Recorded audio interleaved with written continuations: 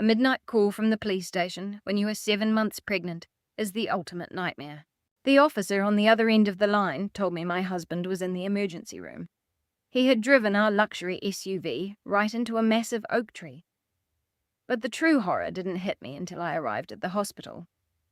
The attending physician pulled me aside, warning me that what I was about to see might shock me. I pulled back the thin hospital curtain, expecting to see my husband fighting for his life. Instead, I found him sharing an emergency bay with the one person who was supposed to be my own flesh and blood, and she was frantically trying to button up her ruined designer shirt. My name is Madeline. I'm 33 years old, and the life I thought I was building turned out to be a masterclass in fraud. Before I reveal the exact moment my entire world came crashing down, please let me know in the comments where you are watching from.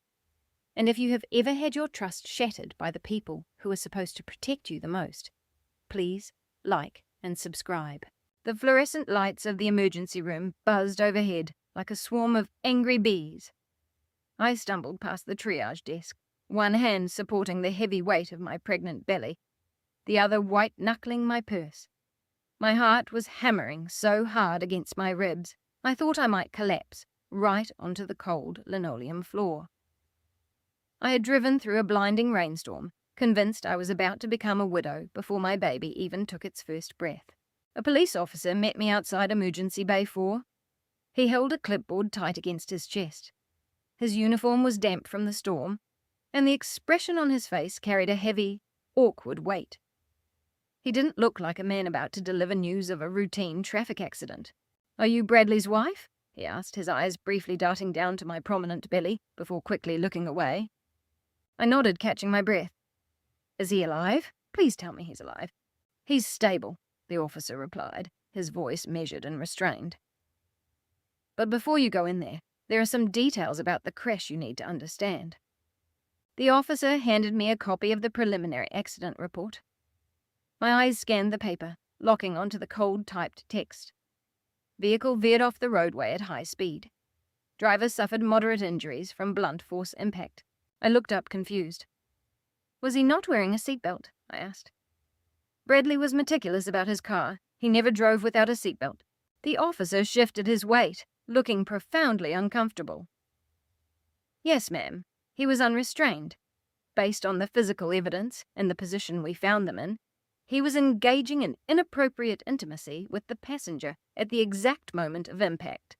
The words hung in the sterile hospital air. Inappropriate intimacy. Passenger. I pushed past the officer, my hands shaking so violently I could barely grasp the fabric of the privacy curtain. I ripped it open, the metal rings screeching against the track. Bradley was lying on the gurney closest to the door. A thick white bandage was wrapped around his head, and his left arm was in a sling. But my eyes didn't stay on him for long. They moved to the adjacent bed. Sitting there, legs dangling over the edge, was Abigail, my 28-year-old younger sister, the golden child of our family, who had just returned home from a luxury European gap year, fully funded by our parents. Her normally sleek blonde hair was a tangled mess, and she was frantically trying to button a torn silk shirt draped over her shoulders. She didn't look guilty. There wasn't a hint of panic on her face at seeing her 7 months pregnant sister walk in and catch her half-naked next to her husband. Instead, Abigail was throwing a tantrum at a young nurse who was trying to check her vitals. "Do you have any idea how much these shoes cost?" Abigail shrieked, kicking off a scuffed pink heel. "These are genuine Chanel. My mother just bought them for me yesterday to celebrate my homecoming. Your medics cut the straps when they pulled me out of the wreckage. Who is going to reimburse me?" I stood there, paralyzed. The sound of my sister complaining about designer footwear completely drowned out the steady beep of the heart monitors. Our parents had always treated Abigail like royalty, showering her with gifts and praise. Meanwhile, they treated me like an afterthought, the boring accountant who was only useful for filing their taxes or balancing their checkbooks. But this was a whole new level of cruelty. She was sleeping with my husband, the father of the child kicking inside my womb. "Abigail," I choked out, my voice breaking. She finally looked up, noticing me in the doorway. She didn't flinch. She didn't apologize. She simply rolled her eyes and crossed her arms over her ruined shirt. "Oh, great," Abigail muttered, leaning back against the pillows. The drama queen has arrived. You really need to tell your husband to keep his eyes on the road, Madeline. This little stunt tonight completely ruined my wardrobe." Before I could even process the sheer audacity of her statement, a low groan came from the other bed. Bradley was waking up. I took a step toward him, a wife's instinct temporarily overriding my shock. I placed a hand over my round belly, waiting for him to look at me. I waited for him to see my tears, to ask if the baby was okay, to break down and beg for my forgiveness for destroying our marriage. Bradley blinked against the harsh fluorescent lights. He turned his head, his gaze sweeping right past me as if I were nothing more than a coat rack.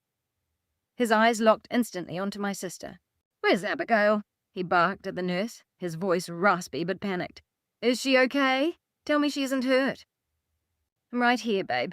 Abigail's voice instantly softened. "They ruined my shoes, but I'm fine."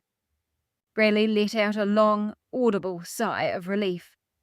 Then finally his eyes landed on me. The panic on his face instantly vanished, replaced by a cold, hard sneer. He looked at my tear-stained face, glanced down at my pregnant belly, and frowned. He turned his head toward the attending nurse. "Get her out of here," he snapped, pointing a bandaged finger directly at my chest. "Get my wife out. She is stressing me out, I can't breathe, and I need to focus on Abigail right now." The sting of Bradley's command hung in the sterile emergency room air. "Get my wife out," he snapped at the nurse. He looked right through me, right through the child growing inside me, completely focused on the woman adjusting her torn silk shirt. The attending nurse shifted uncomfortably, her eyes darting between my tear-stained face and the monitor next to Bradley's bed. I opened my mouth to speak, to scream, to demand how he could do this. But the heavy double doors of the ER slammed open with a loud thud. Loud, frantic footsteps echoed down the hallway. I turned around just in time to see my parents, Thomas and Catherine, sprinting toward Emergency Bay 4. They were dressed in immaculate Saturday country club attire. My mother was in a crisp white tennis skirt, and my father wore a pastel golf polo. In the middle of the distress and chaos of the ER, they looked entirely out of place, but their eyes burned with a very specific, singular panic. It wasn't a panic for me. It wasn't a panic for the unborn grandchild I was carrying. Catherine saw Abigail first. She let out a high-pitched gasp and lunged forward, completely ignoring the narrow space between the medical carts. I was standing directly in her path, my body heavy and exhausted, entirely unable to move out of the way in time. My mother didn't even slow down. She lowered her shoulder and forcefully shoved me aside. The impact of her elbow caught me right in the ribs, knocking me completely off balance. I stumbled backward, my hands flying up instinctively to protect my belly, and collided heavily with the sharp metal edge of a heart monitor stand. A sharp, localized ache shot through my 7-month pregnant stomach, forcing a breathless gasp from my lungs. Catherine didn't look back. She threw herself over Abigail's bed, burying her face in my sister's tangled blonde hair. "Oh, my poor, sweet baby girl," Catherine wailed, her hands frantically checking a tiny, superficial scratch on Abigail's forehead. "Look at you. You're hurt. You must be in so much pain. It's okay, Mommy's here." I gripped the metal stand, fighting off a sudden wave of nausea. I looked at my father, expecting him to at least ask if the baby and I were unharmed from the shove. Instead, Thomas strode right past me, stepping up to Bradley's bedside. He patted my husband on his uninjured shoulder. "Bradley, son, are you all right?" Thomas asked, his tone dripping with misplaced concern. "What happened to the SUV? Tell me the insurance covers the front end. We have that massive charity gala next month, and you cannot be seen arriving in a rental." The sheer absurdity of the moment washed over me like ice water. My husband was bandaged and bruised from a car crash. My sister was lying half naked on the bed next to him. The police had just confirmed they were entangled when the crash happened, and my parents were worried about a scratch on a forehead and a luxury vehicle. I forced myself to stand up straight, pushing through the dull ache in my abdomen. Looking at the 4 of them, this twisted, toxic family portrait, something inside me snapped completely.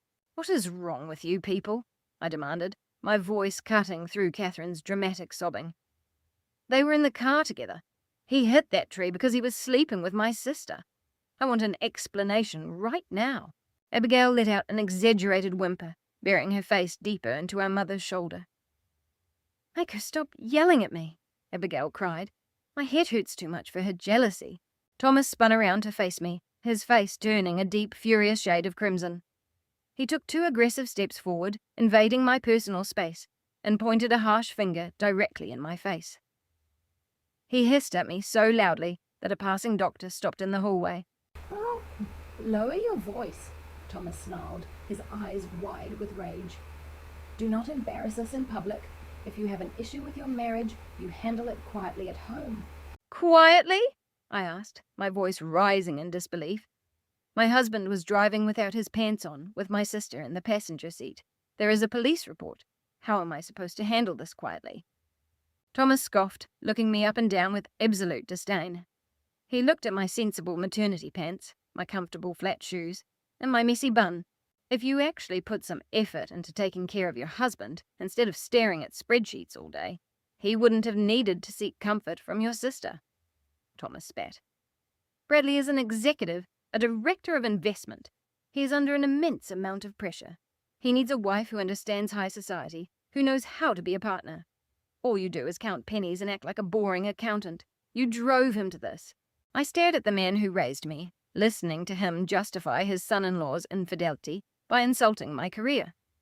The very career that secretly untangled his massive tax crises every April. The very career that paid for the roof over my head, while he and Catherine squandered their money on country club dues and Abigail's European vacations. Catherine turned from Abigail to chime in. "Your sister has had a hard time adjusting since she got back from Europe, Madeline. She's been depressed. Bradley was just being a supportive brother-in-law, taking her out for a drive to clear her head. You're taking a simple misunderstanding and ruining everyone's night with your hormonal mood swings." "A supportive brother-in-law?" I repeated, the words tasting like ash in my mouth. "Is that what we're calling it now?" Before Catherine could offer another toxic excuse, a hospital billing coordinator stepped into the bay. She held a tablet and looked around the crowded space with a stiff, professional smile. "Excuse me," the coordinator said. "Abigail is cleared for discharge from the emergency bay, but she has requested a transfer to the VIP recovery suites on the penthouse floor. I need to inform you that your current medical insurance does not cover voluntary luxury upgrades for minor scratches. We will need an upfront, out-of-pocket payment of $3,000. Abigail immediately threw a tantrum, kicking her bare feet against the hospital blankets. "I'm not staying in a regular ward, Mom. The sheets are scratchy and the nurses are rude. I need the suite with the view so I can recover from the trauma." Catherine immediately went into full placating mode. "Don't worry, my darling girl. Mommy will get you the best room they have." Catherine patted Abigail's cheek, then spun around away from her golden child.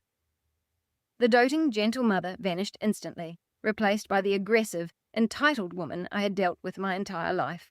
Catherine marched straight up to me and extended her hand, palm up. She snapped her fingers twice, impatiently. "Then give me your card," Catherine ordered. "The platinum one. Your father and I rushed out so fast we left our wallets in the golf cart. Pay the lady quickly so your sister can get some rest." I looked at my mother's extended hand. I looked at Abigail, who was already pulling a compact mirror out of her ruined purse to check her lip gloss. I looked at Bradley, who was glaring at me with open hostility for not leaving the room fast enough. For 33 years, I had played the role of the quiet, reliable doormat. I funded their mistakes, absorbed their insults, and handed over my money whenever the golden child threw a tantrum. But looking at that extended hand and feeling the faint ache in my abdomen where my mother had shoved me, the reliable doormat died. I gripped the strap of my purse tightly. I looked Catherine dead in the eye, and my voice dropped to a cold, terrifying whisper. "No." Catherine's face contorted into an ugly mask of pure rage. She actually reached forward, her manicured nails clawing at the leather strap of my purse. "You ungrateful little brat," Catherine hissed. "Your sister is injured in a hospital bed, and you want to hoard your pennies? Give me the card." Thomas stepped forward, puffing out his chest and invading my space. He loomed over me, trying to use his size to force my compliance, just like he had since I was a child. "Hand it over, Madeline. Stop embarrassing us in front of these nurses." Before my father's hand could even touch my bag, A sharp, commanding voice cut through the sterile ER air. Get your hands off my client, Thomas, right now. The sharp click of heels against the linoleum announced her arrival before she even stepped into view. Simone walked directly between my father and me. She wore an immaculate charcoal pantsuit, her posture rigid, her dark eyes burning with a fierce intensity that instantly forced Thomas back a step. Simone was married to my older brother, Nathan, but more importantly tonight, she was a ruthless family law attorney and the only person in this family who had ever truly had my back. Thomas recovered from his shock, glaring at her. This is a family matter, Simone. Stay out of it. Simone let out a dry, humourless bark of a laugh that bounced off the hospital walls. I am family, Thomas. And right now, I am acting as Madeline's legal counsel. If you touch her shoulder again, I will have you arrested for assault on a pregnant woman. Do you want to spend your Saturday night in a holding cell or at the country club? Catherine scoffed, crossing her arms. Simone, you are being ridiculous. We just need to pay for Abigail's upgrade. Madeline is being completely selfish. Simone turned her lethal gaze to my mother. Selfish? Catherine, do we really want to talk about who is selfish? Should we talk about the time you drained Madeline's entire college savings account? Money she earned working weekend shifts just to buy Abigail a brand new convertible for her high school graduation? Catherine gasped, her face flushing crimson. That was different. Abigail needed reliable transportation for university. And Madeline had to take out 6 figures in student loans, Simone fired back, stepping closer to my mother. You have used this woman as an ATM and an emotional punching bag her entire life. It ends tonight. She isn't paying a single dime for a man who was just caught with his pants off in a car crash with his sister. Bradley shifted uncomfortably on his gurney, his face turning pale beneath his bandages. Watch your mouth, Simone, he growled. Simone slowly turned to face Bradley. She reached into her designer tote bag and pulled out a clear plastic evidence bag. Inside the bag was Bradley's smartphone. The screen was completely shattered into a spider web of cracks, with dried, dark smudges along the edge of the case. I just spoke with the responding officer in the hallway, Simone said, holding the bag up so the harsh fluorescent light reflected off the broken glass. Given your current medical treatment and the fact that Madeline is your legal spouse, the police released your personal effects to her. Well, to me, representing her. Thomas lunged forward, extending an arm to grab the plastic bag. Give me that. He's my son-in-law. That is his private property. Simone stepped aside with the agility of a matador, dropping her shoulder to block his path. Touch me, Thomas, and I promise you will lose your pension in a civil suit. She unzipped the plastic bag and slid the shattered phone out. She used her thumb to wipe away a smudge from the screen. Then she handed the phone directly to me. I bypassed the lock screen, Simone said, her voice dropping to a low, serious register. He used your anniversary date as the passcode. How poetically ironic. I took the heavy, damaged device, my hands trembling. The rough glass scraped against my palm. I looked at Bradley. The arrogant sneer on his face had completely vanished. He looked terrified. He struggled to sit up, wincing as he strained his injuries. Madeline, put that down, Bradley ordered, his voice cracking with sudden panic. Don't look at that. That's work business. Highly confidential client information. Shut up, Bradley, Simone snapped. She pointed a manicured finger at the screen in my hand. Madeline, don't look at his standard messages. Open the hidden secure folder. Read the WhatsApp thread saved under the letter A. Read exactly what you married. I looked down at the glowing screen. The cracks in the glass distorted the text slightly, but it was clear enough. It was a private message thread between Bradley and a contact saved, simply as the letter A. My eyes scanned the glowing text. The timestamps showed they were sent just hours ago, right before the crash. I wrote, I hate sneaking around like this. When are we going to make it official? Her belly is so huge it looks ridiculous, and I hate that you have to go home to that. Bradley wrote, soon, babe, I promise. Just stick to the timeline. A wrote, I want the house. I picked out all the imported Italian tile for the kitchen. I'm not letting her keep it. I felt the blood drain from my face. My knees felt weak, but Simone placed a steady, strong hand on the small of my back, holding me upright. I kept scrolling down, my thumb scraping against the rough glass. The next set of texts made the breath catch in my throat. Bradley wrote, "You'll get the house. We have a plan. As soon as she gives birth, we execute. She's already stressed out. We use that. We commit her to a psych ward for postpartum psychosis. I have medical power of attorney." I wrote, "What about the baby?" Bradley wrote, "We keep the baby. I'll get sole custody. If she's documented as mentally unstable in a psychiatric hold, the courts will side with me. We get the kid, we get the house. It'll all be ours." I stopped breathing. The sterile smell of the hospital seemed to vanish, replaced by a cold, suffocating vacuum. My own husband and my biological sister weren't just having a sordid affair. They were actively conspiring to steal my unborn child. They were plotting to lock me away in a psychiatric ward to do it. I forced my thumb to slide down one last time, to the final message sent minutes before the airbags deployed. Bradley wrote, "Don't worry about her fighting us in court. She won't have a single dime for a lawyer." I finalized it this morning. I already transferred the $400,000 to the Cayman account. She is completely broke. The emergency room faded away. The sound of my mother's complaints and my father's heavy breathing dissolved into an absolute, ringing silence. $400,000. My life savings. Money I had saved penny by penny from every single bonus over the last 10 years as an accountant to ensure a secure future for my child. Gone. I stared at the shattered, smudged screen. The immense weight of the betrayal didn't crush me. Instead, a profound, terrifying calm washed over my entire body. The panic I had felt walking into the hospital evaporated, leaving behind a cold, calculated clarity. They thought they could take my child. They thought they could leave me with nothing. They thought they were dealing with a boring, easily manipulated accountant. They had absolutely no idea what they had just awakened. The automatic doors of the emergency room slid shut behind us, cutting off the harsh fluorescent light and the chaotic shouts of my family. The heavy, damp night air hit my face like a wet towel. The rain was pouring down, drumming against the concrete and creating dark, oil-slicked puddles across the hospital parking lot. I stood under the concrete awning, my hands protectively cradling my swollen stomach. The baby gave a sharp kick against my ribs, a sudden jolt of life that stood in stark contrast to the absolute death of my marriage. Simone walked beside me, her heels clicking a steady military rhythm against the pavement. She didn't offer empty platitudes. She didn't tell me everything was going to be okay.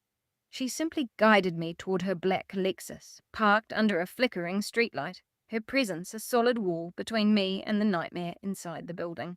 I slid into the passenger seat, the leather cool against my damp clothes. The heavy door slammed shut, sealing us inside an acoustic vault. The rain pounded a relentless rhythm on the roof. I leaned my head against the cool window pane, my breath fogging the glass. My mind was racing through the texts I had just read. The betrayal was a physical weight, crushing the air from my lungs. But another detail from Bradley's messages caught the edge of my consciousness. He had mentioned transferring the funds, my money. I reached into my purse, my fingers trembling as they brushed past my wallet and keys.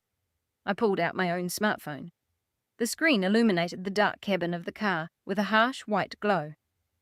I opened my banking application. The facial recognition scanned my tear-stained face and granted access. I bypassed the checking account and tapped on the high-yield savings tab. For the past decade, I had funneled every single bonus, every tax season overtime check, and every spared penny into that account. It was my safety net.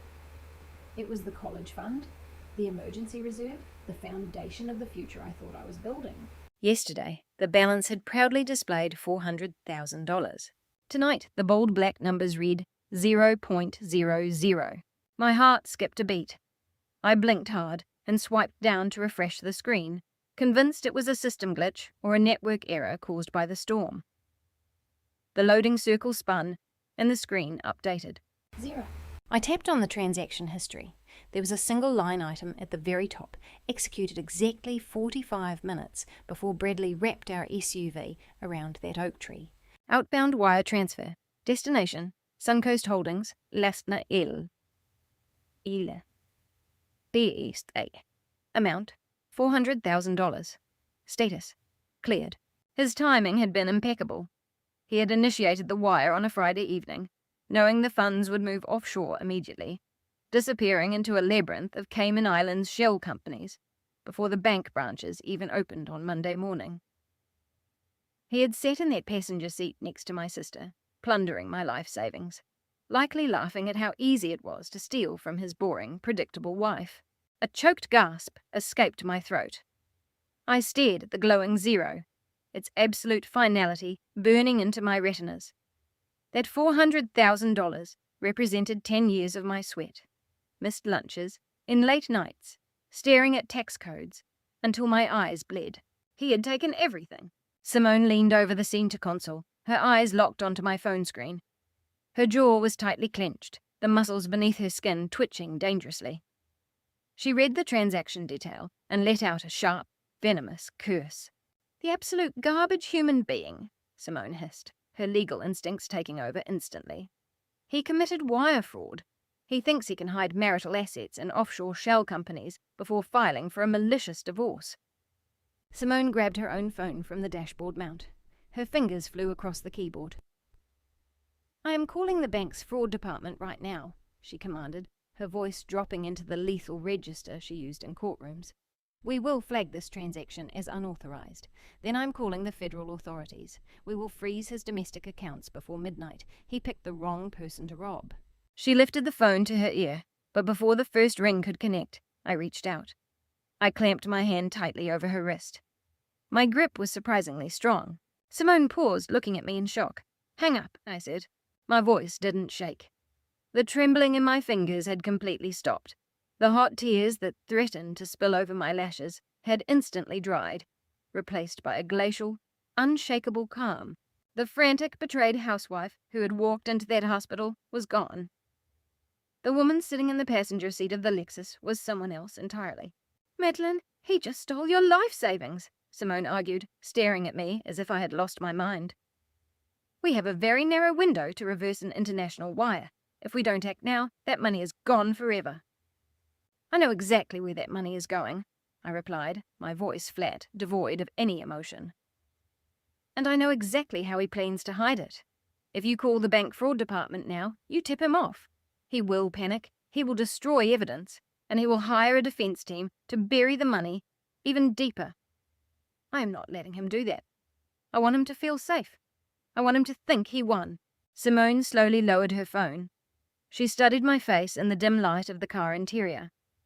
The fiery, protective rage in her eyes shifted into profound, calculating curiosity. "What are you going to do?" she whispered. I didn't answer. I unbuckled my seatbelt and pushed the car door open. The freezing rain hit me instantly, soaking through my maternity blouse, but I barely felt the chill. I strode purposefully toward the back of the Lexus. Simone popped the trunk from the inside. The lid swung open, offering a small shield from the downpour. I reached past Simone's gym bag and grabbed the heavy, reinforced pelican case I always kept locked in the trunk of my car. The matte black exterior was completely featureless, exactly as it was designed to be. I hauled the heavy case out, slammed the trunk shut, and slid back into the passenger seat, bringing a wave of moisture with me.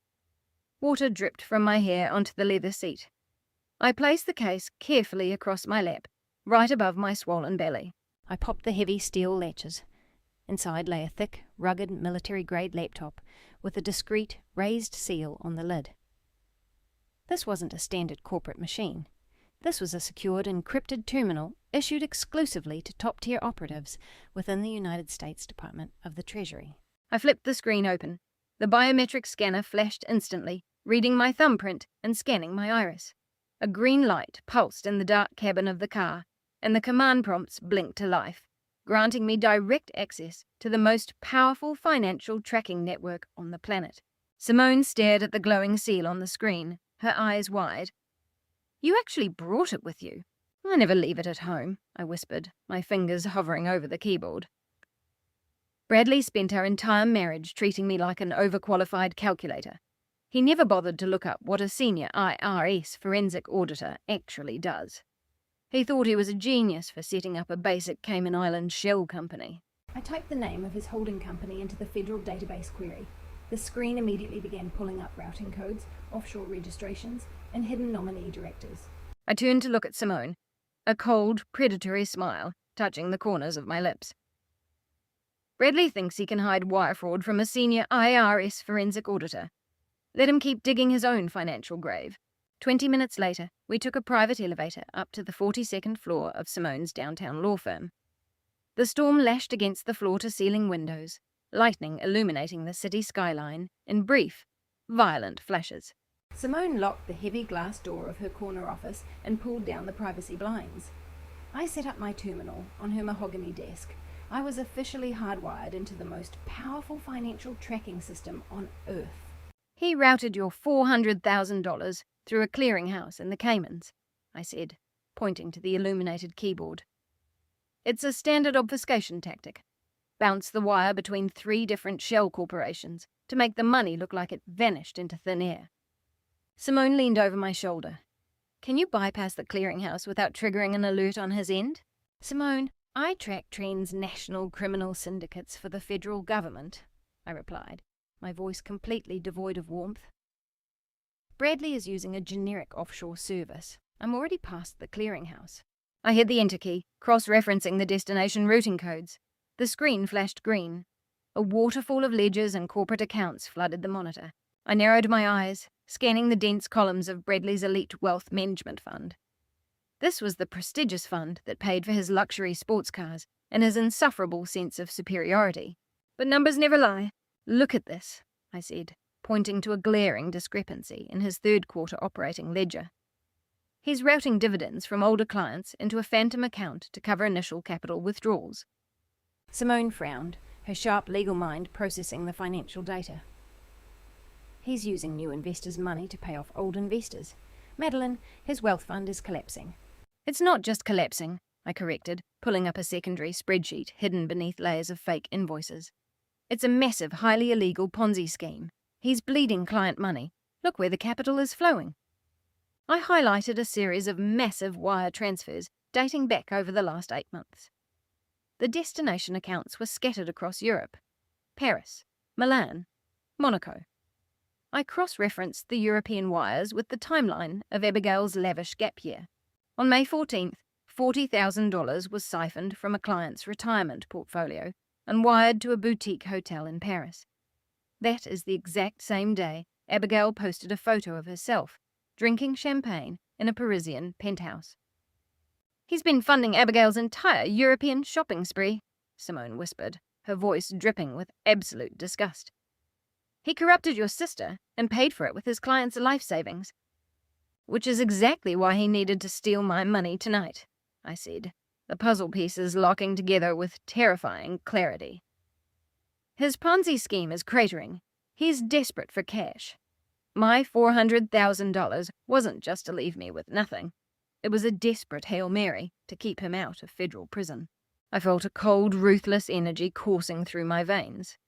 The man who had mocked my career was about to learn exactly how dangerous a slighted auditor could be. I am going to freeze his offshore accounts right now, I said, my hands hovering over the keyboard. I'm triggering a covert federal audit on his firm. Wait, Simone said, gently placing her hand over my wrist. Check his domestic assets first. Check the house. If he plans to lock you away in a psych ward to gain sole custody of the baby, he would have secured the marital property first to make sure you couldn't fight him for it. I nodded, opening a new terminal window to access the state property registry.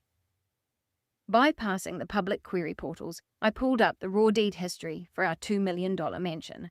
The progress bar spun agonizingly for a second before the official documents loaded onto the screen. I stared at the name listed under the current property owner. The breath caught in my throat. Bradley's name was gone. My name was gone. He forged my signature on a quitclaim deed, I breathed, my voice barely audible in the quiet office. Who owns it? Simone leaned in closer. Who? I highlighted the bold text at the top of the official registry document. He transferred the title 7 days ago to hide it from me in the upcoming divorce. Our marital home is now legally owned by a private holding company called Apex LLC. I left Simone's law firm, where the high-speed printers were already spitting out preliminary freeze orders against Bradley's domestic accounts, and drove straight back to the $2 million mansion I had spent the last 5 years meticulously turning into a home. The downpour had finally slowed to a persistent, miserable drizzle that slicked the cobblestone driveway. I only intended to pack my passport, the family jewellery my grandmother had left me, and a few weeks' worth of maternity clothes before moving into a secure hotel. I unlocked the heavy mahogany front door and stepped into the grand foyer. The house was brightly lit. Piercing laughter echoed down the curved staircase. It wasn't the sound of a family mourning a broken marriage or a severe car crash. It was the sound of an unrepentant celebration. I gripped the smooth oak banister as I walked upstairs, my breath catching slightly in my throat. The double doors to my master bedroom were wide open. I stepped into the doorway and froze.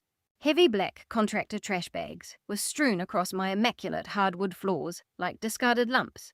Standing in the centre of my massive walk-in closet was my mother, Catherine. She was aggressively ripping my expensive tailored maternity dresses off their velvet hangers, wadding the delicate fabric into tight balls and shoving them roughly into the plastic bags. Abigail was lounging across my California king bed, a tiny white bandage covering the microscopic scratch on her forehead. She was wearing one of Bradley's oversized cashmere sweaters, scrolling through her phone with her uninjured hand while sipping sparkling water from my favourite crystal goblet. "What exactly do you think you're doing?" I asked. My voice didn't shake. It cut through the room like a steel blade. Catherine didn't even flinch. She dropped a silk maternity blouse she had just grabbed into the nearest bag and turned to face me, her hands planted firmly on her hips. Her expression held no maternal warmth, only the stern annoyance of a landlord dealing with an unruly tenant. "We are clearing out your clutter," Catherine announced, completely unfazed by my presence. Abigail and Bradley need a stress-free environment to recover from the horrific trauma of that accident. This master suite is the most comfortable room in the house. The lighting is much better for your sister's complexion while she heals. I'm making space for them. I stared at the woman who gave birth to me, my brain struggling to process the sheer depravity of the scene. "Less than 4 hours after I caught her sleeping with my husband, you are moving my sister into my bed." Abigail rolled her eyes, letting out a loud, dramatic sigh as she tossed her phone onto the duvet.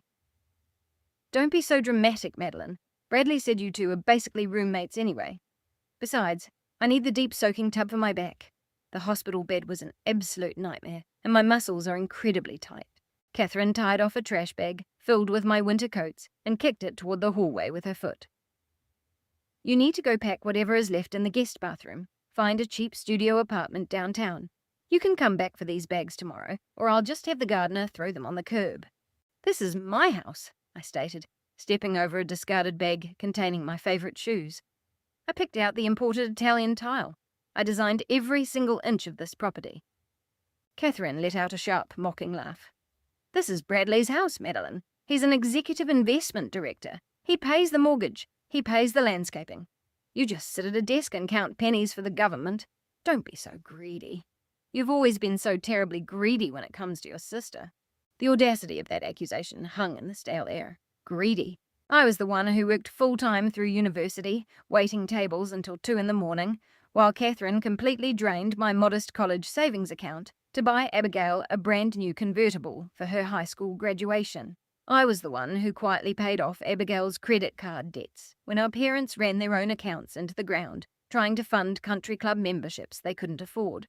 My entire life had been a series of forced sacrifices at the altar of Abigail, orchestrated by a mother who saw me as nothing more than a financial resource to be plundered for her golden child. And now, she was literally packing up my life, treating me like a stray dog, and handing my $2 million home to the sister who had just shattered my marriage. A hot, vicious scream built up deep in my throat, begging to claw its way out. I wanted to rip those black plastic bags open. I wanted to tear that cashmere sweater off my sister's back. I wanted to physically throw them both out into the freezing drizzle and lock the heavy mahogany door forever. But then, the bite of the leather strap on my shoulder pulled me back to reality. I remembered the encrypted IRS laptop sitting safely in my bag. I remembered the Cayman offshore accounts, the forged quitclaim deed, and the millions of dollars in federal wire fraud Bradley had woven into the very foundation of this property. This house didn't belong to Bradley anymore. It belonged to a fraudulent shell company called Apex Cell LC. And within 72 hours, when the federal indictments rained down, this house would belong to the United States government. The scream died in my throat. The cold, predatory calm washed over me once again, shielding my heart in absolute ice. I didn't shout. I didn't shed a single tear. I didn't give them the satisfaction of seeing me break. I walked calmly over to the nightstand, picked up my heavy laptop bag, and adjusted it securely over my shoulder. I looked around the luxurious bedroom, taking in the imported features, the expensive bedding, and my mother standing victoriously amidst the garbage bags of my old life. I offered my sister a gentle, serene smile. "Yeah, enjoy the house, Abigail," I said, my voice echoing with an absolute, terrifying sweetness. "I truly hope you love everything that comes with it." The drive to Simone's property, located in an upscale historic district, was a blur of rhythmic windshield wipers and hypnotic streetlights. Simone owned a sleek, minimalist carriage house conversion behind a beautifully landscaped garden. The space was all exposed brick and polished concrete. It felt cold, but tonight I welcomed the chill. I needed the temperature to match the ice running through my veins. I threw my wet coat over a stool and immediately placed my heavy pelican case on the glass dining table. I didn't unpack my overnight bag. I didn't check the luxurious guest bed waiting for me in the loft. I flipped open the military-grade laptop, let the biometric scanner read my iris, and dove straight back into the Federal Financial Tracking Network. For the next 9 hours, I didn't sleep. I barely blinked. I tracked every single wire transfer Bradley had authorized over the past 3 years. I mapped out the entire architecture of his collapsing Ponzi scheme, linking the fraudulent dividend payments directly to the offshore accounts used to fund Abigail's European vacation. By sunrise, I had a massive digital dossier, enough to send my husband to a federal penitentiary for the next decade. At 7 in the morning, the adrenaline finally began to fade, leaving me with a throbbing headache and a desperate need for caffeine. Simone had already left for her firm, texting me to make myself at home. I pulled on a dry sweater, grabbed an umbrella, and walked 3 blocks to a bustling artisanal cafe on the corner of Elm Street. The cafe was packed with morning commuters and local professionals. The rich aroma of roasting beans and warm pastries would normally make my pregnant stomach rumble, but today I felt completely hollow. I ordered a black tea and stood near the pickup counter, running through the sequence of federal asset freezes I would execute at noon. "Madeline." The voice was sharp and unfamiliar. I turned around. A man in a cheap, ill-fitting grey suit was standing uncomfortably close to me. He held a thick manila envelope sealed with heavy packing tape. Before I could even register his face, he thrust the heavy package hard against my chest. Instinctively, my hands flew up to catch it, keeping it from colliding with my swollen belly. "You've been served," he barked loudly. He didn't lower his voice. He practically shouted it, ensuring that half the cafe turned their heads to watch a pregnant woman get publicly ambushed. "Your husband's legal team said you've been ducking calls," the process server sneered, stepping back to snap a quick photo of me holding the envelope with his phone. "Have a nice day, lady." He spun around and pushed his way out of the cafe, the glass door rattling in its frame. The barista behind the counter stopped wiping down the espresso machine, staring at me with wide, pitying eyes. The low hum of morning conversation had died completely. I could feel the weight of a dozen strangers analyzing the scene. I didn't flush with embarrassment. I didn't drop the envelope and run away crying. I calmly picked up my tea from the counter, walked over to a small table in the far corner of the room, and sat down. I wedged my thumb under the heavy tape and ripped the envelope open. Bradley wasn't just filing for a divorce. He was launching a preemptive, scorched-earth military strike. He knew exactly what he had done to my money and the marital home, and he was striking first to control the narrative. I pulled out a thick stack of legal petitions, my eyes scanning the dense, aggressive legalese. It was a petition for an expedited fault-based divorce, but the actual demands made the breath stall in my lungs. I turned to the custody arrangement section. Bradley was officially petitioning the court for sole physical and legal custody of our unborn child. The justification was typed out in bold, uncompromising letters. He claimed I was suffering from severe, dangerous mental instability. I read the attached affidavits, and the world seemed to tilt beneath my feet. A sworn affidavit used against you in a custody battle is terrifying, but it's a living nightmare when the person who signed it is your own mother. Catherine had provided Bradley's high-priced legal team with a signed, notarized statement detailing a completely fictional history of my supposed hysterical episodes. She swore, under penalty of perjury, that I had suffered a massive psychological breakdown the night of the crash, abandoned my severely injured husband in the emergency room, and that my erratic behaviour posed an immediate and direct threat to the safety of our unborn child. Catherine had sold me out. She formally submitted a fraudulent statement to a court of law just to ensure Abigail could keep that $2 million mansion and her wealthy, successful husband. My own mother was willing to let a judge tear my baby from my arms just to guarantee the financial security of her golden child. The absolute depravity of this betrayal was so profound that it transcended pain. It crystallized into a terrifying, absolute clarity. They thought I was just a boring, predictable accountant who would crumble under the weight of a public legal assault. They thought taking my home and threatening my child would force my surrender. I flipped to the final page of the petition to look at the financial demands. Bradley had already stolen my $400,000 life savings. He had already transferred our marital property to a shell company. I thought he was just trying to walk away scot-free. I was wrong. Bradley was demanding $5,000 a month in permanent spousal support. I stared at the black ink, reading the paragraph 3 times to ensure my eyes weren't playing tricks on me in the dim cafe light.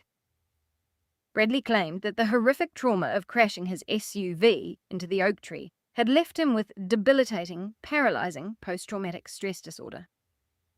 His attorney argued that the emotional and psychological damage suffered in the wreck rendered him completely incapable of managing his wealth fund or securing any future employment.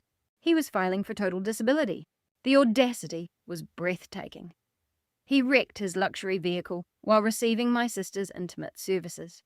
He drained my bank account while I was rushing to the hospital to save him. He was running a massive, illegal Ponzi scheme that was days away from a catastrophic federal collapse. And now he was standing before a court, demanding a $5,000 monthly salary from me for the trauma of getting caught. I neatly folded the documents, slid them back into the manila envelope, and took a slow, deliberate sip of my tea. Bradley wanted to play the victim. He wanted to use the legal system to bleed me dry. I pulled my phone from my pocket and dialed Simone's direct office line.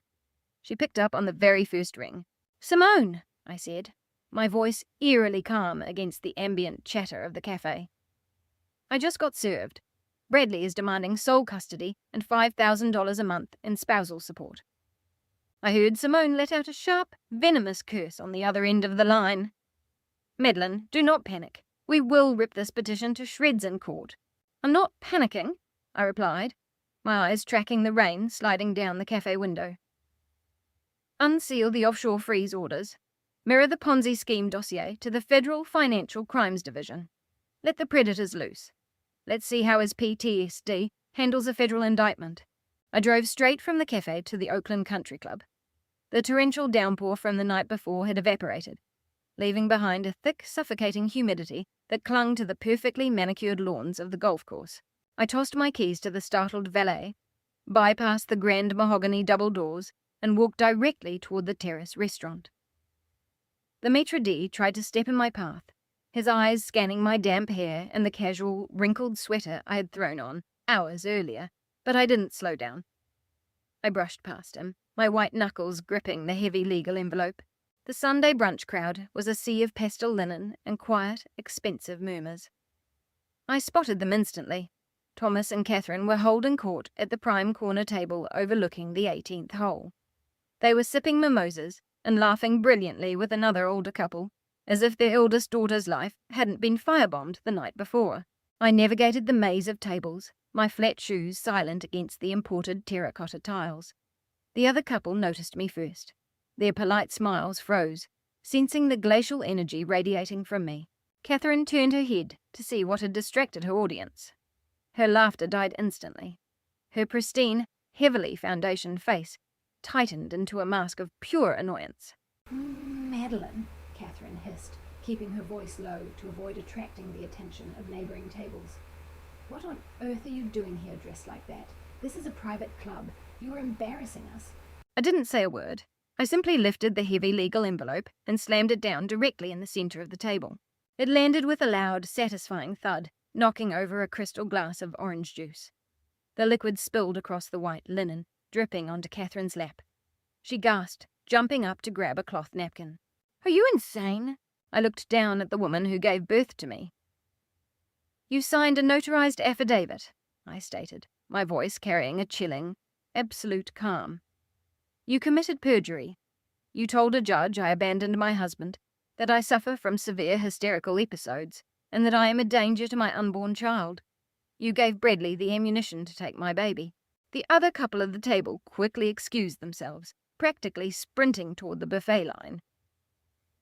Thomas and Catherine were left alone in front of me, in the sudden, suffocating silence of our corner table. Thomas wiped his mouth with a napkin, his posture tightening defensively. "What's your tone, Madeline? Your mother did what had to be done. We all did. We co-signed that statement because we are genuinely concerned about your mental state." "My mental state," I repeated, leaning over the table, placing my hands flat against the damp linen. "My husband sleeps with my sister. He steals $400,000 from my bank account while doing it. And your response is to tell a court of law that I am an unfit mother?" "You are acting completely paranoid," Catherine shrieked, tossing her ruined napkin aside. She leaned in, her eyes flashing with venomous indignation. "Bradley told us exactly what you did. You illegally accessed federal databases to freeze his accounts just because you're jealous of his success. You're trying to destroy a good man out of pure malice. Abigail was right. You have always been so bitter. You're actively trying to ruin the family reputation with these insane fraud allegations." "He's committing fraud," I said, the words cutting through the air like broken glass.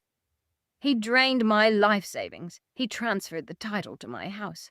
Because he had to protect his assets from a hysterical woman," Thomas interjected loudly, his face turning a mottled, angry shade of red. "You have completely lost your grip on reality, Madeline. You're making up stories to play the victim, just like you always do. We will not sit back and let you destroy a brilliant financial mind just because your marriage hit a rough patch." A brilliant financial mind. The phrase hung in the humid air. I stared at my father, studying the fierce, desperate way he defended the man who had dismantled my life. This was no longer just blind favoritism toward Abigail. This was something much deeper. This was a panicked, self-preserving desperation. "Why do you care so much about his assets?" I asked, my voice dropping to a dangerous whisper. "Why would you risk a perjury charge to protect him?" Thomas slammed his fist on the table, rattling the silverware violently. "Because Bradley manages our entire retirement fund. We have to protect him. He is making us rich, unlike you." The world around me seemed to stop spinning. The clinking of glasses, the soft jazz playing over the club's speakers, the murmur of polite conversation all receded into absolute silence. I looked at my father. I looked at my mother. The puzzle pieces fell together in a sickening, devastating collapse. Bradley wasn't just using his wealth management firm to fund Abigail's shopping sprees and his own lavish lifestyle. He had reeled Thomas and Catherine into his web. They had handed over their life savings, their pensions, and their entire financial future to their golden child son-in-law. Bradley was likely using funds stolen from older clients to pay them false inflated dividends. He may have even used my $400,000 to pay his own in-laws, keeping up the illusion of immense wealth. My parents hadn't just betrayed me because they preferred my sister. They had sold me out for a return on investment. They had signed away their unborn grandchild because they thought Bradley was their ticket to permanent, unearned luxury. They were defending the very man who was actively wiping them out. I slowly stood up straight. The burning sense of betrayal in my chest evaporated, completely extinguished by the cold, calculated reality of what was about to happen. At noon, the United States Treasury would execute a complete, total freeze on every asset connected to Bradley's firm. The Ponzi scheme was about to collapse. The federal government would seize accounts, properties, and investments. The victims would be lucky to recover a single penny. My parents were about to lose every single dollar they owned. They were going to be left with absolutely nothing. I looked at my mother, who was desperately trying to dab the spilled juice from her designer skirt. I looked at my father, his chest puffed out with arrogant, misplaced pride. I didn't scream, I didn't argue, I didn't warn them about the federal agents currently preparing to dismantle their son-in-law's life. I simply looked at them and smiled. It was a slow, terrifying smile that finally made Thomas shift uncomfortably in his chair. "You're entirely right, Dad," I said softly, picking up my purse. "We all have to protect our investments. Enjoy your brunch. Let's see how rich you are by dinner time." I walked out of the Oakland Country Club, leaving my parents sitting in the ruins of their spilled brunch and their doomed retirement fund. The midday humidity clung to my skin, but inside my mind was operating with absolute, mechanical precision. When I arrived at Simone's downtown law firm, the digital clock on the dashboard read exactly 12:01 p.m. The federal freeze had officially been executed. Across a labyrinth of international banks, digital walls were slamming shut around Bradley's offshore accounts. But I couldn't just sit back and watch the inevitable explosion. We needed to guarantee my absolute legal immunity and sever all ties before the collapse became public. Simone was waiting for me in her corner office, her desk covered in freshly printed legal drafts. "Did they take the bait at the club?" she asked, handing me a cup of black coffee. "They swallowed it whole," I replied, tossing my purse onto the leather sofa. My dad openly admitted that Bradley manages their entire pension. They are completely oblivious to the federal investigation. Now we just need to set the hook before Bradley realizes his wealth fund has been frozen.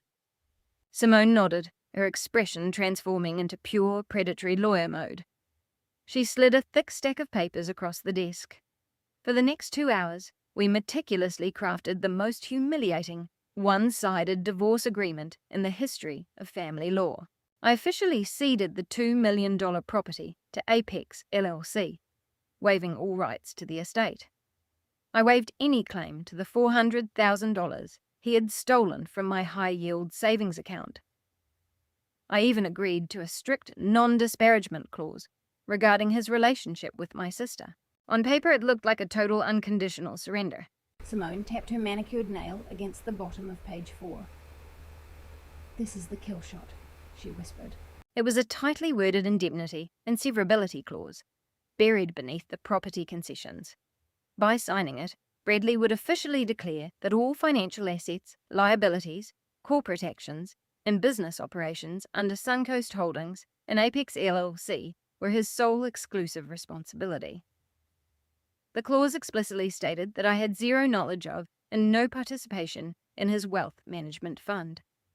It legally amputated me from his impending federal indictment, and most importantly, in exchange for my massive financial surrender, Bradley would grant me undisputed sole physical and legal custody of our unborn child. But Bradley was a paranoid, arrogant narcissist. If I handed over everything without a fight, he would smell a trap instantly. He needed to believe he had crushed me. He needed to hear that I was desperate, and he needed to hear it from someone he trusted. I pulled out my phone and opened a text conversation with a woman named Jessica. She was a gossipy, social climbing mutual friend who I knew would report directly to Abigail. I typed out a frantic, pathetic message, making sure my tone sounded entirely unhinged.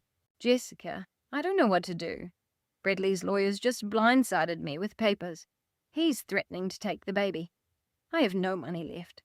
I am completely terrified. I just want to escape this nightmare. I will give him the house, the savings, whatever he wants, as long as he lets me keep my baby. Please don't tell anyone. I am so scared." I hit send, placed the phone face down on the mahogany desk, and looked up at Simone. "Jessica will screenshot that and forward it to Abigail within 60 seconds. Simone leaned back in her chair, a sharp smile touching her lips.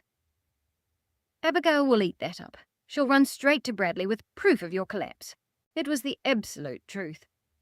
Even when we were children, Abigail fed on her triumphs over me. If I won a science fair, Abigail would throw a violent tantrum until Catherine forced me to hide the trophy in the closet and bought Abigail a new designer dress as compensation. My sister needed my failure to validate her own existence. Hearing that I was broken, terrified and begging for mercy, would be the ultimate aphrodisiac for her fragile ego. She would push Bradley to sign the papers immediately, just to finalize her total undisputed victory over my life. Simone packed up the draft agreement and forwarded it to Richard Vance, Bradley's notoriously aggressive divorce attorney. Vance was a courtroom bully who specialized in bankrupting spouses through endless, painful litigation. If Vance read the document carefully, he might question why we were making so many massive concessions so quickly. We needed Bradley's arrogance to override his lawyer's caution. We waited in the quiet tension of Simone's office. The minutes ticked by in agonizing slow motion. I tracked the federal servers on my secured IRS terminal. The Treasury had already flagged Bradley's domestic accounts. The federal warrants were currently being drafted by a judge. The window was closing fast. Because it was a Friday afternoon, Bradley wouldn't realize his accounts were frozen until he attempted to move a large sum of money, or until the bank branches opened on Monday morning. If Vance advised him to wait out the weekend, or if Bradley hesitated, the agreement would be voided by the federal seizure, and I would be dragged into a multi-year asset forfeiture battle, fighting for my own freedom. At 4:45 p.m., Simone's computer chimed loudly with an incoming email notification. We both leaned over the monitor. It was a direct reply from Bradley, explicitly bypassing his own legal counsel. He CC'd Richard Vance on the response, driven by the absolute certainty of his own superior intellect and the intoxicating thrill of Abigail urging him to lock down the $2 million house. I read the single arrogant line of text illuminated on the screen. Draft the paperwork. Have the loser sign it by Friday. Simone received the executed documents from Richard Vance at exactly 9 o'clock on Friday morning. Bradley had rushed to finalize his victory with such frantic, arrogant urgency that he signed the expedited settlement agreement without contesting a single line. He eagerly accepted the $2 million mansion, the drained bank accounts, and the fraudulent corporate entities, completely ignoring the dense legal paragraphs buried on page 4. By signing his name, Bradley legally swore that he maintained sole, absolute control and liability for his wealth management fund. He officially severed me from his entire financial existence. I was free. The anchor had been cut. I just had to wait for his ship to sink to the bottom of the ocean. Saturday night arrived with a suffocating, heavy summer heat. I sat in the dark, quiet loft of Simone's carriage house, my legs pulled up under a cashmere throw. The glow of my iPad illuminated the dim room. I was watching a live broadcast on Instagram. Jessica, the mutual friend we used to leak my fake surrender, was broadcasting live from the grand foyer of my former home. Bradley and Abigail were hosting a lavish catered event. The digital invitations circulating among the Oakland Country Club elite called it a housewarming and engagement celebration. They were eagerly claiming the spoils of war. Through the screen, I watched the camera pan across the expansive, open-concept living area I had spent months designing. A string quartet played in the corner near the floor-to-ceiling windows. Waiters in crisp white shirts moved through the crowd with trays of expensive champagne and imported caviar. Bradley was using his stolen funds to finance a lavish party, and the very people drinking his champagne were the ones being robbed. The camera focused on Abigail. She was holding court at the center of the imported Italian marble island I had personally selected. She wore a stunning backless silk gown, laughing brilliantly as she spun a fictional tale to a circle of my former friends about how she and Bradley had secretly endured their undeniable connection while being trapped in an unhappy, loveless marriage. She lifted her hand to brush a stray lock of blonde hair behind her ear, and the overhead recessed lighting caught the flash of diamonds on her wrist. I leaned closer to the screen, my eyes narrowing. It was a vintage Cartier diamond tennis bracelet. It wasn't a recent purchase. It was an heirloom piece, left specifically to me by my late grandmother. Catherine hadn't just packed my maternity clothes into black trash bags. She had actively raided my jewelry box to crown her golden child. "Look at this gorgeous heirloom piece Bradley surprised me with," Abigail cooed to the camera, twisting her wrist so the diamonds flashed for Jessica's live stream. "He told me it belongs to the true mistress of this house." I didn't feel a surge of rage. I felt a cold, clinical satisfaction. Every single stolen item Abigail paraded in front of that camera was another piece of documented evidence. She was voluntarily tying herself to Bradley's sinking ship, broadcasting her possession of stolen assets to hundreds of people. The live stream shuddered as Jessica moved through the crowd, following the sound of a spoon clinking loudly against a crystal glass. Thomas was standing at the head of the massive oak dining table, his face flushed from expensive whiskey and overwhelming pride. The ambient noise in the room died down as the guests turned their attention to my father. Catherine stood beside him, beaming, her hand resting affectionately on Abigail's shoulder. Bradley stood on her other side, tall and triumphant, his arm wrapped around my sister's waist. "I want to propose a toast," Thomas announced, his voice booming through my iPad speakers. "To Abigail and Bradley, Oakland's newest power couple." The crowd erupted into polite, enthusiastic applause. Thomas raised his glass higher, his smile expanding into a smug, arrogant sneer. "It is an absolute blessing to see this beautiful home finally occupied by people with true ambition," Thomas continued, looking directly into Jessica's camera lens, fully aware that I might be watching. For too long, Bradley was dragged down by negativity, lack of vision, and dead weight. But a brilliant financial mind requires a supportive, radiant partner. Bradley has guided this family to absolute financial security. He is making us all richer than we ever dreamed possible. And Abigail brings the light? Catherine dabbed a dramatic, theatrical tear from the corner of her eye. The guests clapped even louder, raising their glasses to the man who was secretly liquidating their retirement pensions to pay for the caviar they were currently eating. Bradley stepped up to speak. He took the microphone from the string quartet's amplifier, grinning with the intoxicating, dangerous thrill of a hunter who felt he had conquered the jungle. "Thank you, Thomas," Bradley said, his voice dripping with smooth, practiced charm. "And thank you all for being here tonight to celebrate our new beginning. Thomas is right. We are building an empire here. And because everyone in this room is considered family, I want to share the wealth." I sat up straight, my pulse hammering a slow, heavy rhythm in my ears. Bradley pulled a sleek tablet from the kitchen counter and held it up for the crowd to see. "As you know, my firm is launching a new platinum tier fund on Monday morning. The standard minimum buy-in is $500,000. But tonight, for the people standing in my home, I am waiving the threshold. We are opening the portal early. Secure your exclusive positions before the markets open on Monday and the public dilutes the margins.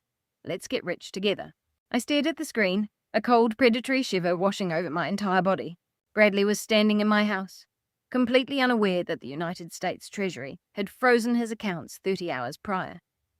He was actively, enthusiastically pitching a fraudulent investment fund to a room full of people, explicitly instructing them to wire money into a compromised shell corporation. He was committing federal wire fraud, soliciting illicit capital, and broadcasting the entire criminal act to the internet. I tapped my iPad screen and hit the record button. I captured every single second of his arrogant pitch. I captured Thomas cheering for the financial genius who had bankrupted him. I captured Abigail flaunting my stolen diamonds. I locked down the digital bullets that would send my ex-husband to a federal penitentiary. I stopped the recording, saved the file directly to my secured IRS server, and smiled in the dark. I stepped out of the stifling summer humidity and into the crisp, air-conditioned glare of the state corporate registry's stark white lobby. After the flashing lights and champagne-soaked hubris of Bradley's fraudulent housewarming party the night before, this sterile government room felt like a sanctuary of absolute truth. There were no string quartets here. There were no catered appetizers or stolen diamonds. There were only filing fees, notarized signatures, and immutable public records. I pulled a paper ticket from the red mechanical dispenser and took a seat on a hard plastic chair. Inside my leather tote bag sat the final divorce decree Bradley had signed so arrogantly 24 hours earlier. He had been eager to sever all rights attached to his own name, explicitly ceding the marital property to Apex LLC in exchange for my total financial surrender. He thought he was locking me out of my own home forever. When my number flashed on the digital screen, I walked up to counter 4. An older woman with sharp reading glasses and a name tag that read Helen looked up from her terminal. "Good morning," I said, sliding a thick, meticulously organized binder across the polymer counter surface. "I need to file an expedited corporate officer update and a property title confirmation for a domestic limited liability company." Helen adjusted her glasses and pulled the heavy binder toward her. "Expedited processing is a $200 filing fee. What is the name of the entity?" "Apex LLC, I replied, my voice smooth and perfectly detached from emotion. Helen began typing, her long nails clicking rhythmically against the keyboard. As the system pulled up the historical data, her eyebrows knit together slightly. "I see a transfer of primary ownership from 3 years ago. You're listed as the sole managing director, Madeline. But until last month, there has been zero corporate activity on this filing." "That's correct," I said. "It was entirely dormant. I purchased the Shell Corporation from a defunct tax client of mine 3 years ago. The original owner went bankrupt, and I acquired the holding company for the cost of the administrative filing fees. I simply kept it active in the background, quietly paying the annual registered agent fees to the state." Helen flipped to the next page of the binder, her eyes scanning the property title transfer. She paused, looking at me over the rim of her reading glasses. "This states that the $2 million residential property on Oakland Road was transferred into the name of Apex LLC by a man named Bradley. He quitclaimed the deed entirely to this corporation." "Yes, he did," I confirmed, a cool, profoundly satisfying peace radiating through my chest. "Did he know you owned Apex LLC?" Helen asked, a flicker of genuine bureaucratic confusion breaking through her professional demeanor. "Typically, when someone transfers a primary residence into a corporate shell, they are the managing director." "He thought he was being clever," I explained, leaning slightly against the cool counter. "My husband needed an anonymous corporate entity to quickly hide his assets from the upcoming divorce proceedings. He used a cheap online broker to purchase an existing holding company. He thought he was buying a random, untraceable shell corporation, registered in Delaware.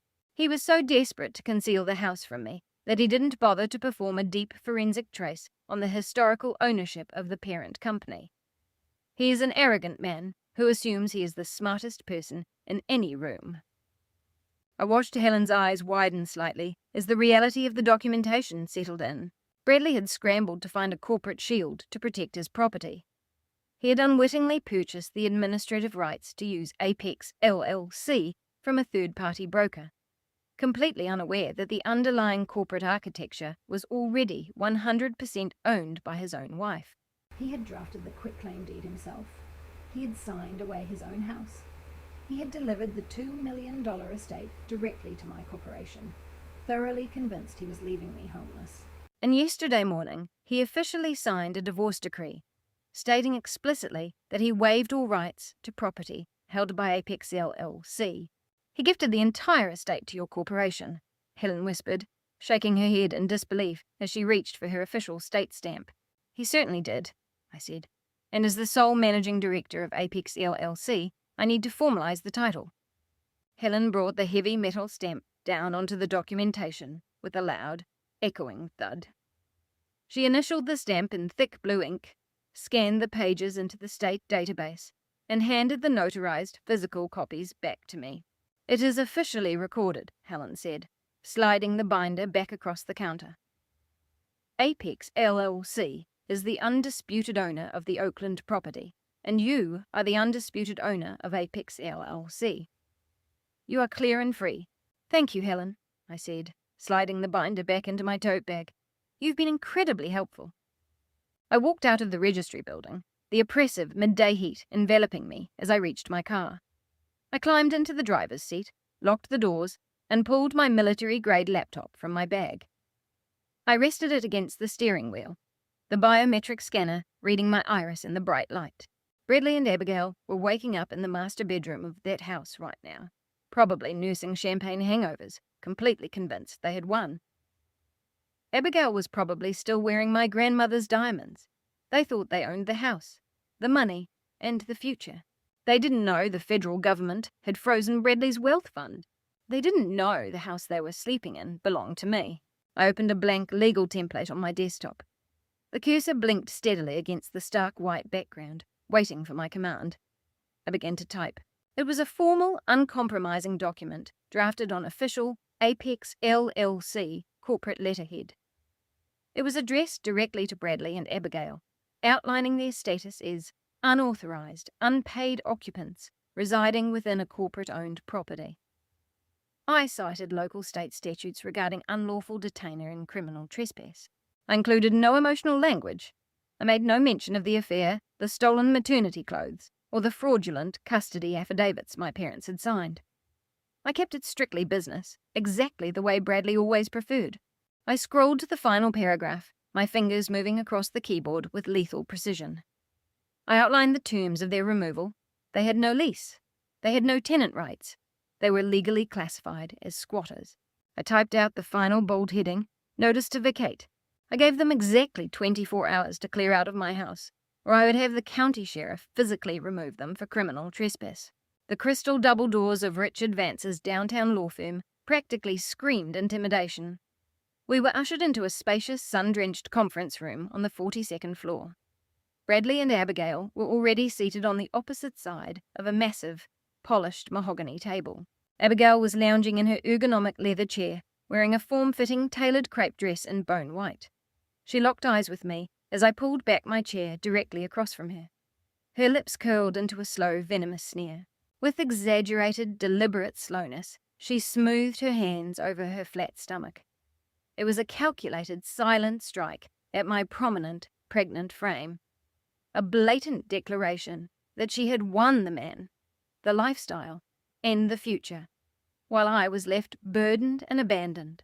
I sat down. I didn't glare. I didn't flinch. I offered her a polite, entirely hollow smile. Bradley sat beside her, radiating the restless energy of a man who felt superior to everyone in the building. He wore a custom navy suit and tapped a gold Mont Blanc pen rhythmically against the mahogany table. He looked at me, not as a wife carrying his child, but as an annoying administrative error he was about to correct. "Let's get this over with," Bradley snapped, refusing to indulge in pleasantries as Simone opened her briefcase. "I don't have all day to sit here while you drag out the inevitable." Richard Vance, Bradley's high-priced courtroom bully of a lawyer, cleared his throat. He reached out to restrain his client, but Bradley brushed him off. Simone ignored the outburst. She extracted a dense 50-page document bound in heavy legal cardstock and slid it across the smooth surface of the table. "This is the final global settlement and asset division decree," Simone stated, her voice perfectly modulated into a tone of reluctant defeat. "It incorporates all the concessions we agreed upon in principle. My client officially waives all claims to the Oakland property, the joint savings accounts, and your corporate entities. In exchange, she retains sole physical and legal custody of the child." Bradley let out a sharp, mocking buck of a laugh. He looked at me, malicious triumph gleaming in his eyes. "You actually caved? I knew you would. You were always too soft for a real fight. You're walking away with nothing but a kid you can barely afford." Vance frowned, reaching for the thick stack of papers. "Let me review the updated terms, Bradley. We need to ensure opposing counsel hasn't slipped in any hidden alimony triggers or future liabilities." Bradley slammed his palm down hard on top of the binder, preventing his lawyer from turning the cover. "Don't waste my time, Richard. I'm paying you $800 an hour to close this deal, not to read a novel." Vance stiffened, his professional pride stung. "Bradley, as your counsel, I strongly advise you to let me read through the full 50 pages. The property transfers and liability releases need to be ironclad." "Are you deaf?" Bradley fired back, his voice dripping with superiority. He looked at Simone, shaking his head in mock pity. "This is what happens when you hire a cut-rate attorney, Madeline. 50 pages of standard bloated boilerplate just to say you're giving me everything I demanded." He tapped his watch impatiently. "I don't have time to sit here while you pretend to be a real litigator. Give me the pen. I have a tea time at 2. Simone didn't take the bait. She simply uncapped her own pen and slid it across to him. "If you are satisfied with the terms, sign an initial where the tabs are marked." Bradley grabbed the document. He didn't read page 1. He didn't read page 2. He flipped through the heavy cardstock rapidly, searching exclusively for the yellow tape flags marking the signature lines. Abigail leaned over, resting her chin on Bradley's shoulder. "It's so generous of you to let her walk away without paying your legal fees, babe." she cooed, staring directly at me. Most men would have completely ruined her for acting so unhinged. I folded my hands neatly in my lap. You are more than welcome to him, Abigail, I said softly. Bradley scoffed, his pen flying across the bottom of page 3. He flipped to page 4. My breathing slowed. The entire room seemed to hold a collective silent tension, save for the scratching of his gold nib. Page 4 was the masterpiece Simone and I had engineered in the middle of the night. It wasn't standard boilerplate. It was a lethal, binding admission of absolute guilt. Buried beneath the dense legal jargon regarding the division of cash assets was a specific, unalterable clause. By initialing that page, Bradley swore under penalty of perjury that he had unilaterally and intentionally transferred $400,000 of marital funds into his private offshore accounts without my knowledge or consent. It was a legally binding confession to grand larceny. And directly below that clause, it stated explicitly that Bradley permanently waived, forfeited and surrendered all current and future rights to contest the ownership, equity or transfer of the property held by Apex LLC.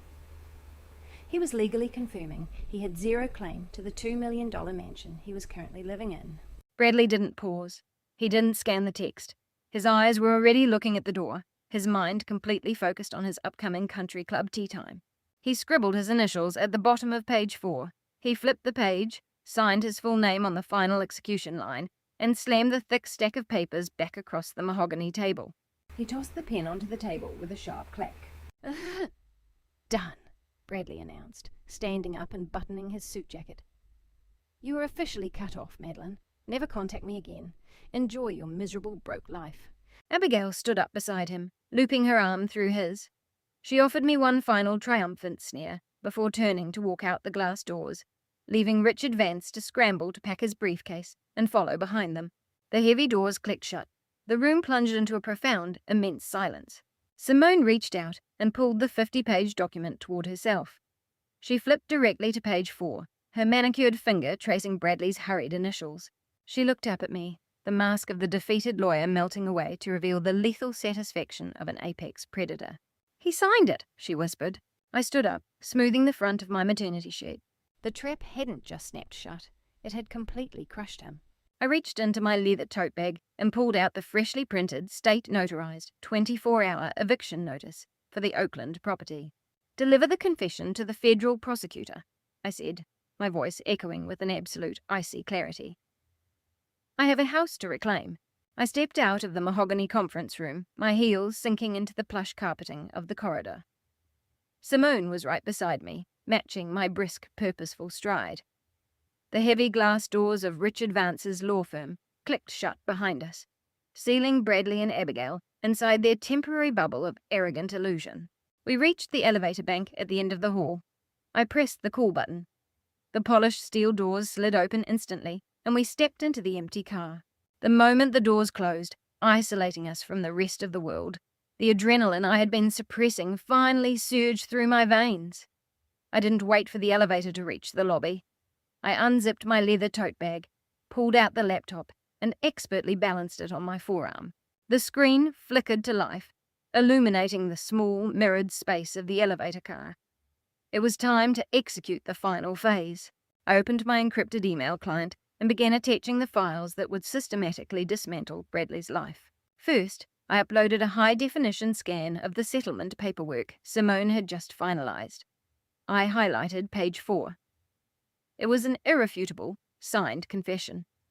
Bradley had sworn under penalty of perjury that he alone controlled the offshore accounts and had unilaterally siphoned $400,000 of marital assets.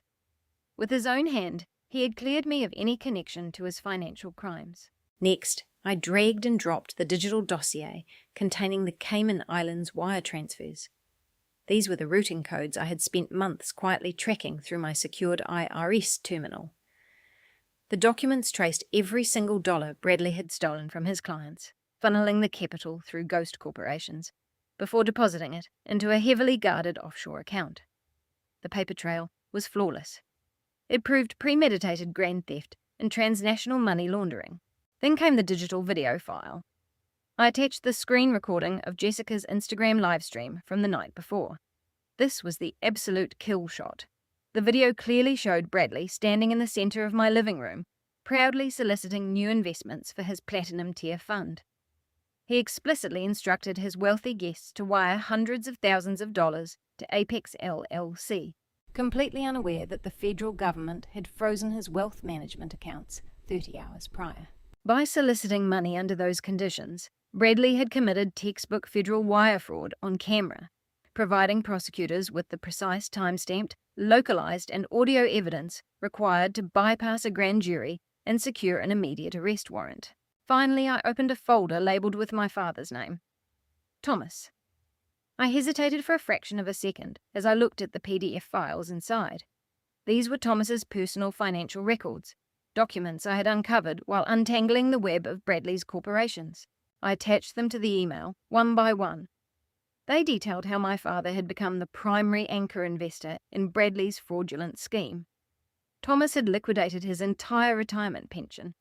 He had taken out a high-interest secondary mortgage on my childhood home. He had drained every single liquid asset he and Catherine possessed, pouring it directly into Bradley's offshore accounts because he believed his golden child son-in-law was a financial messiah. Simone watched the progress bars move across my screen as the heavy attachments loaded into the secure server. She reached out, placing her hand firmly over mine, preventing my fingers from hovering over the keyboard. "Madeline, wait," Simone warned, her voice dropping to a low, serious register. The elevator continued its smooth descent, the floor numbers counting down on the digital display above our heads. I looked away from the monitor and met her gaze. "Well, you know exactly what this specific file packet means, Simone," I said, pointing to the attachments containing my father's records. "The moment you send this to the federal agents, it triggers an automatic, mandatory asset clawback," Simone said. "The government will freeze every single account connected to Bradley's fund to repay institutional creditors. Your parents gave Bradley everything. They mortgaged their actual home to buy into his Platinum Tier because they wanted the social status. Once this email goes through, the Treasury locks your parents out. They will be completely bankrupt by Monday morning. They will lose the house. They will lose everything." Simone was giving me one last opportunity to save the people who raised me. She was offering me a moment of mercy, a chance to delete Thomas's name from the federal reports, and let him figure out his financial ruin privately. I looked at the screen. I saw the names of the people who had systematically dismantled my self-worth since I was a child. I remembered my father, publicly mocking my career while praising Bradley's fraudulent success. I remembered my mother handing my grandmother's heirloom diamonds to Abigail as a reward for stealing my husband. I remembered the image of them sitting in my living room less than 24 hours ago, raising a glass to celebrate my total destruction. They had cheered for the man who tried to leave me pregnant and homeless. They had financed Abigail's triumphant march with their own retirement, completely blinded by their absolute refusal to see me as anything other than a failure. I looked directly into Simone's eyes. The coldness in my own voice surprised even me. "They made their choice," I said. "I owed them no protection. I owed them no loyalty. They chose their golden child, and now they would reap the exact retribution they had paid for." I slipped my hand out from under Simone's and positioned the cursor over the top right corner of the screen. The elevator chimed loudly, announcing our arrival at the ground floor lobby. The polished steel doors slid back, revealing the bright, bustling atrium of the corporate building. People in crisp business attire hurried past, holding coffees and briefcases, completely oblivious to the absolute destruction lingering over my keyboard. I addressed the secured email directly to the Federal Bureau of Investigation's Financial Crimes Division, CC in the Internal Revenue Service's Criminal Investigation Unit. I took a deep, steady breath, absorbing the finality of the moment. I was burning the entire kingdom to the ground. I click consent. The email that vanished from my outbox, swallowed by the secure network of the federal servers. The machinery of the United States government was officially in motion. Warrants would be drafted over the weekend. Subpoenas would be issued. By the time the markets opened on Monday morning, the FBI and the IRS would be marching straight through the glass doors of Bradley's firm. I closed my laptop, the digital click echoing inside the empty elevator. Simone looked at me, a sharp, approving gleam in her eyes. We stepped out of the corporate building and into the bright Friday afternoon air, leaving the wreckage of my past securely behind us. But there was still one final deeply personal battlefield left to conquer. Saturday afternoon arrived with a crisp, almost mocking perfection. The sky over the Oakland Country Club was a brilliant cloudless blue. The valet line was packed with imported luxury SUVs, the usual weekend gathering of the city's elite. I pulled my modest sedan into a visitor spot near the back of the lot. Simone parked her sleek black Lexus right next to me. She stepped out, adjusting the collar of her sharp blazer, carrying a single, heavy leather briefcase. Inside were the notarized, state-stamped titles to the Oakland estate, along with the 24-hour notice to vacate. We walked past the club's manicured front gardens, the air thick with the heavy scent of blooming jasmine and expensive perfume. I hadn't been invited to this particular event, but I didn't need an invitation. I knew Oakland's social calendar better than anyone. We bypassed the main reception desk and quietly made our way down the carpeted hallway toward the Magnolia Room. The heavy polished oak double doors were cracked open just an inch, enough for the sound to spill out into the corridor. I stopped just out of sight, leaning my back against the flocked wallpaper. Simone stood beside me, arms crossed, listening. Inside, Abigail was holding court. She had rented out the most expensive banquet room the club had to offer. Through the narrow gap in the doors, I could see the sickeningly sweet, over-the-top decorations. Massive, cascading floral arrangements in mint green and gold dominated the room. A 5-tier fondant cake sat on a pedestal next to a mountain of high-end wrapped gifts. It was a baby shower, a massive, catered, high-society baby shower, funded entirely by Bradley's stolen money. But the guest of honor wasn't the mother. The guest of honor was my sister. It's been such a terrible, heartbreaking tragedy for our family. Abigail's voice drifted out over the polite clinking of crystal champagne flutes. She was standing near the gift table in a flowing, ethereal white dress that made her look like a pure angel. She pressed a hand to her chest, her voice trembling with perfectly manufactured grief. But when tragedy strikes, family steps up. We don't turn our backs on our own blood. A murmur of sympathy rippled through the room. I recognized the voices of women I had hosted for dinner, women I had helped organize charity galas with, now eagerly swallowing my sister's lies. "Madeline has completely lost her mind," Jessica said, her voice dropping to a loud, conspiratorial whisper that echoed perfectly into the hallway.